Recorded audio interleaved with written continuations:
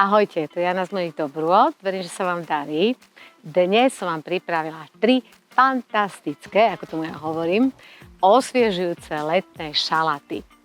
Je to naozaj ten typ obeda alebo večere, ktoré proste chceme, keď je veľmi teplo, nás osviežia a dokonca ani nemusíme mať nejaké výčitky, lebo sú veľmi ľahučké a možno všetky tie suroviny, ktoré ja používam, máte aj vo vašej záhrade, či je to paradajka, či je to uhorka, či sú to melóny.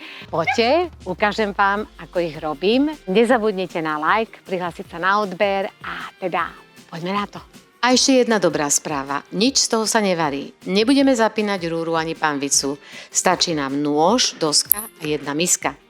Prvé 2 šaláty sú z melóna a majú spoločný základ. Melón, uhorka a plesňový syr. Líšia sa len tým, čím sú dochutené. A práve preto z nich nakoniec vzniknú 2 úplne odlišné šaláty.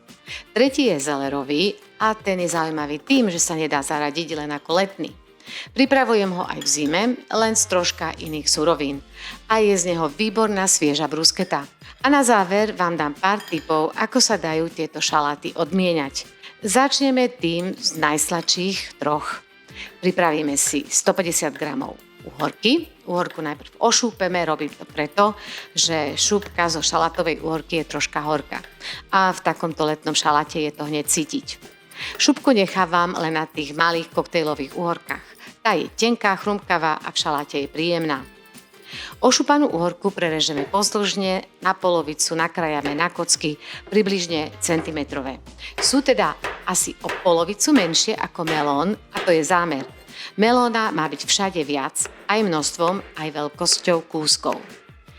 Uhorky dávame vždy asi o štvrtinu menej ako melóna. Melón je v tomto šaláte hlavná surovina a uhorka mu robí protiváhu.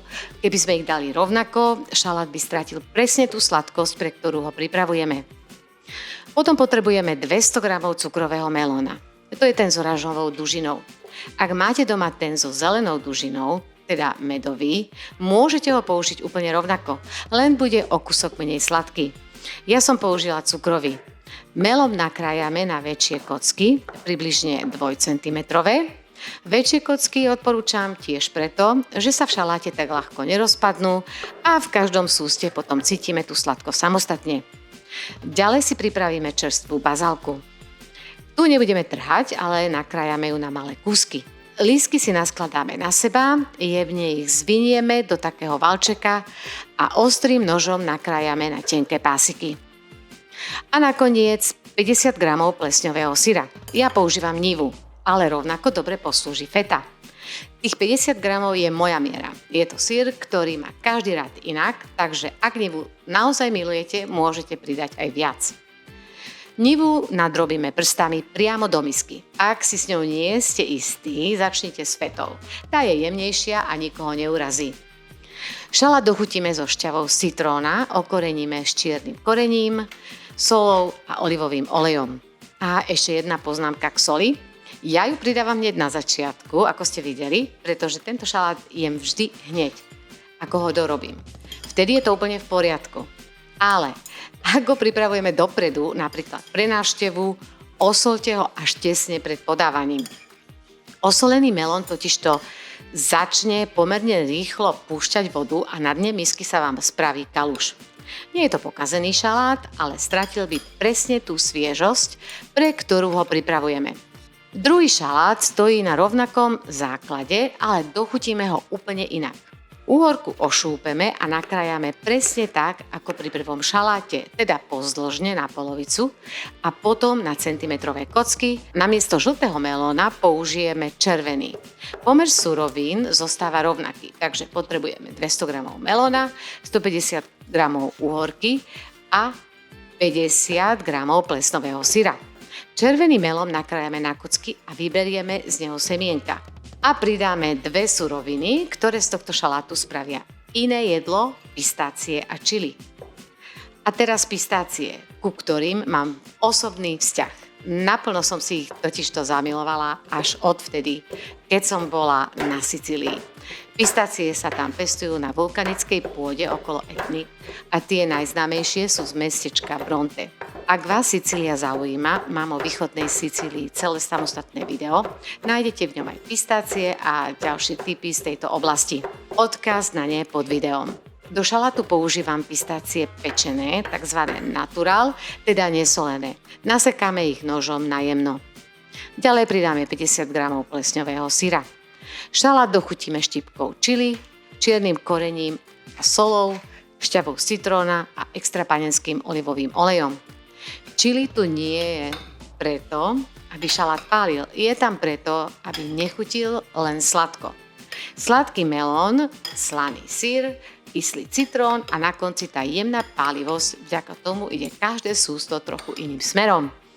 A ak pripravujete tento šalát pre návštevu, odporúčam nechať čili, sol aj citrón na stole, aby si každý mohol dosoliť a dokysliť podľa seba. Tretí šalát je úplne iný. Nie je v ňom žiadny melón ani sladkosť, je zemitý, slaný a chrumkavý. Najlepšie sa dá opísať ako svieža brusketa, ktorú si najprv zamiešame v miske.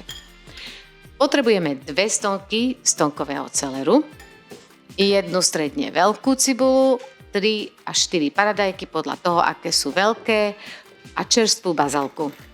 Začneme celerom a hneď jedným krokom, ktorý sa dosť často preskakuje, nožikom zoškrabeme z vonkajšej strany stonky tie tuhé vlákna. Idú dole ako celé nite a je to otázka pár sekúnd.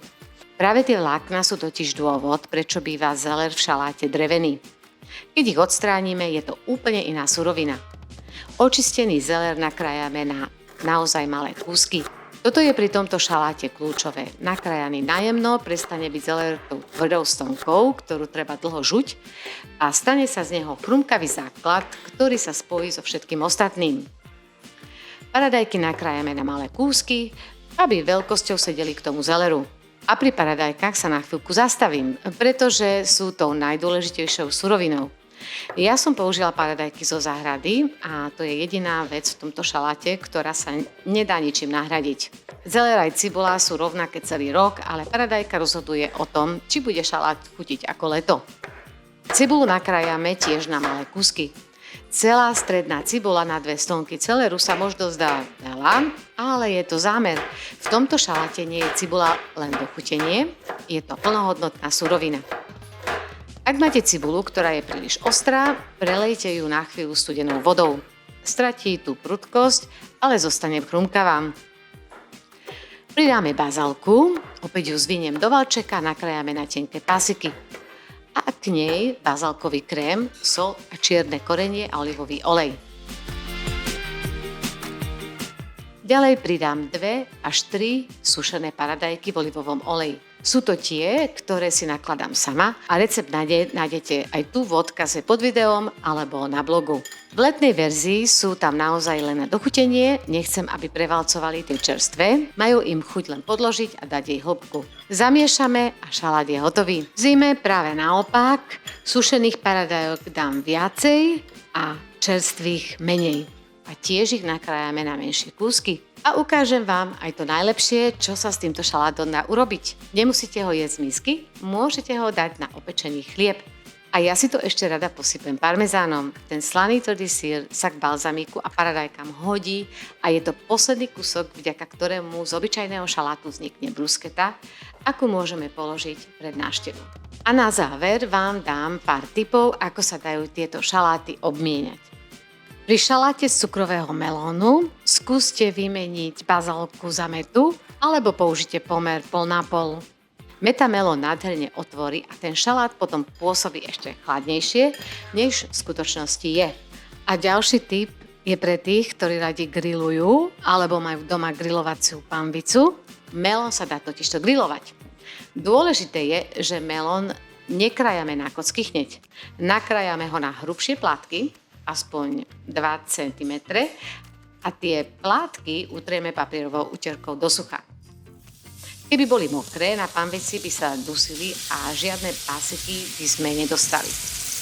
Plátky potrieme troškou olivového oleja, alebo potom už keď ju máme v panvici, položíme na dobre rozpálenú suchú panvicu a už s nimi nehýbeme.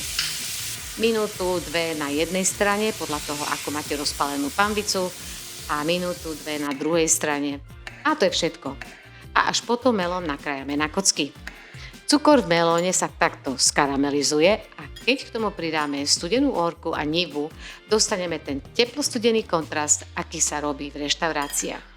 No a teraz ten tip pre zelerový šalát. Ak z tohto šalátu chcete mať plnohodnotný obed, zamiešajte tento šalát do uvarených kratších cestovín a nechajte ho vychladnúť. Dobrú chuť! Mňam, mňam, mňam.